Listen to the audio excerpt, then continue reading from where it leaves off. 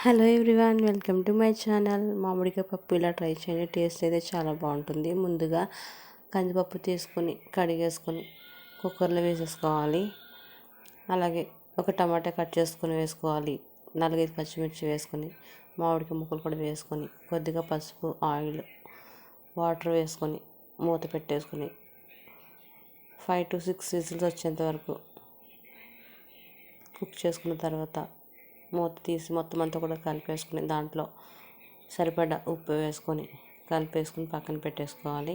అలాగే పోపు కొద్దిగా ఆయిల్ వేసుకొని దాంట్లో వెల్లుల్లిపాయలు, ఎండుమిర్చి, జీలకర్ర, ఆవాలు, కొద్దిగా కరివేపాకు వేసి లాస్ట్లో కొంచెం కారం వేసి మొత్తం అంతా కూడా ఫ్రై చేసుకొని ఆ పోపు అంతా కూడా ముందుగా కుక్ చేసుకున్న మామిడికాయ పప్పులు వేసుకొని తీసేసుకుంటే ఎంతో టేస్టీగా ఉండే మామిడికాయ పప్పు రెడీ అయింది. ఈ వీడియో కనుక నచ్చినట్లయితే లైక్ చేయండి, షేర్ చేయండి, సబ్స్క్రైబ్ చేసుకోండి. Thank you for watching.